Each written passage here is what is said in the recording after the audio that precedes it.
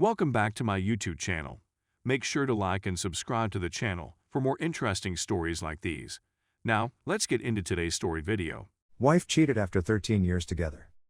Please keep in mind that my wife, 28 female, and I, 28 male, have been married for 13 years and are the proud parents of 2 children. The two of us began dating when we were 16 years old and have been together ever since.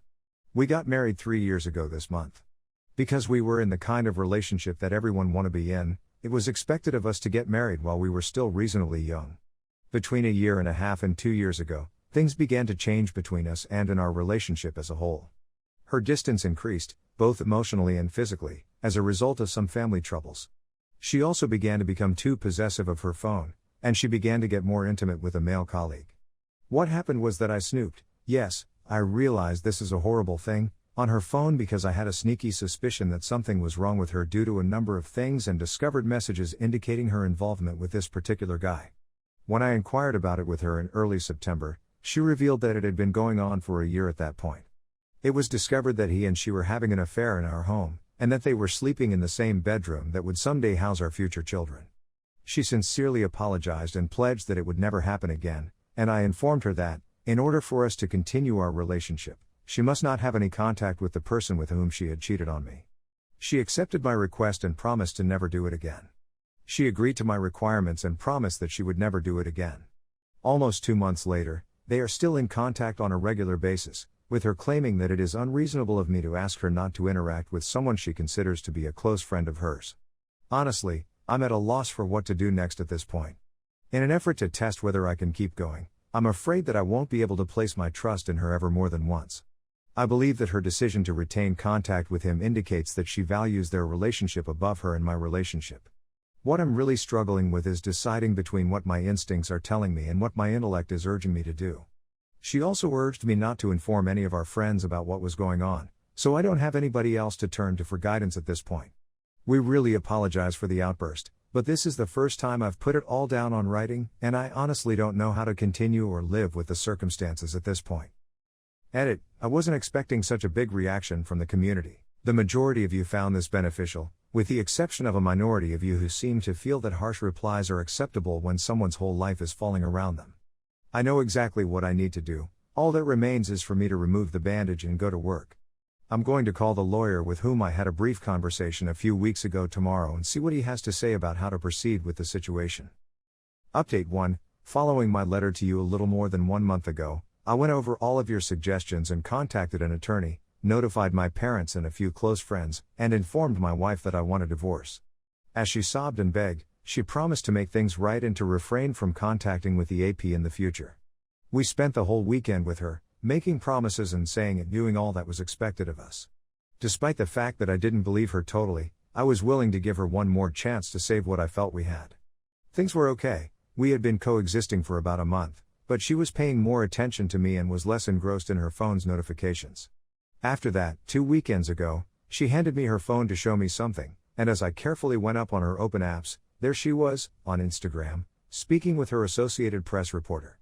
After I freaked out, the woman informed me that he had just texted her and that she was unable to respond. They were talking about what they were going to do the next night as I was reading their conversation. Once again, I was taken advantage of, lied to, and duped.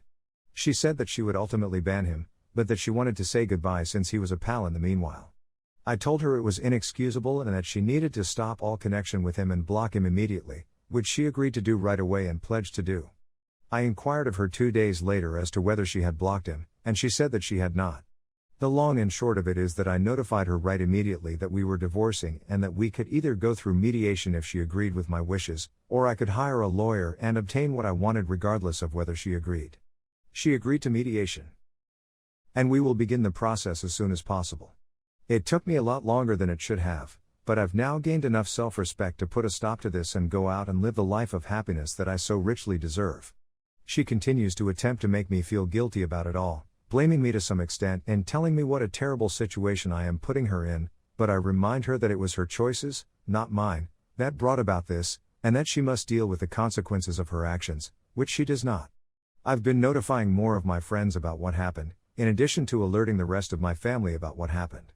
This is not how I had envisioned my life would turn out, but I see it as a blessing in disguise, and I am certain that I will meet someone who will really make me happy in the end. Final update: I was gaslighted as soon as I notified my ex-girlfriend, who is 29 years old, of our planned divorce, and the gaslighting began immediately. In the face of her accusations that I was to blame for our current predicament, that I had given up on our marriage, that it was extremely sad for me to be letting our relationship end in this manner, and that I was going to take away the house where our dog felt safe, I remained steadfast and proceeded with the divorce mediation process. During the mediation, everything went nicely, and she agreed to all I asked of her. In the mail yesterday, I got notice from the courts that I am officially a free man. Her departure occurred 1 month before the sale of our home was finished, and our house sold within 3 months of the start of mediation. We were living together while waiting for the house to sell, during which time she continued to blame me and tell me that I am terrible because I refused to speak to her at all, among a slew of other things that only an extremely ill person would believe given the circumstances, among other things, and the gaslighting continued. After the sale of my property, my parents graciously enabled me to return to their home for a few months in order to recover and figure out what I wanted to do with the rest of my life. I was able to look back on the relationship after I began attending weekly counseling sessions and see how poisonous and one-sided it had become after I began going. In order to placate her and her excessive standards and expectations, I was the one who was always putting myself last and denying myself pleasure in order to appease her and her standards and demands. She is being treated by my therapist for borderline personality disorder, which runs in her family, which makes perfect sense to me. In addition, my capacity to identify, resolve, and maintain awareness of the underlying problems that led to my involvement in a toxic relationship has been strengthened, and I am now confident in my ability to recognize the warning signals in future circumstances. I also recommitted to my physical health, shedding 15 pounds in 3 months and returned to running, where I am currently preparing for a 10K race this summer. The beginning of this month saw the relocation of my personal belongings to my own apartment in New York City, where I'm meeting up with old friends and entering into a romantic relationship for the first time in my adult life, albeit pretty unsuccessfully at this point. Aside from that, I received a promotion in my place of job a few weeks ago for which I had put out a significant amount of effort. I'm in better physical, mental, emotional, and financial form than I've been in years, and her revealing her real colors by having an affair was the most beneficial service she could have provided to me at this point in our relationship. I've kept the affair a secret from all of our common acquaintances until now, for fear that she would get enraged and withdraw from the mediation process. Having reached a settlement in our divorce proceedings, I shall inform everyone in our lives of who she is and what she has done. Wasn't all of this simply a long-winded way of expressing that everything will turn out all right in the end? Our being duped does not make us less than human, and you should strive to use this experience as a springboard to develop yourself and become the best lovely person you can be. This will most likely be my last major article on this blog because, although I do not think my road to recovery is finished, I do believe it has just begun a new chapter, and lingering on what this lady did to me is not worth it at this point.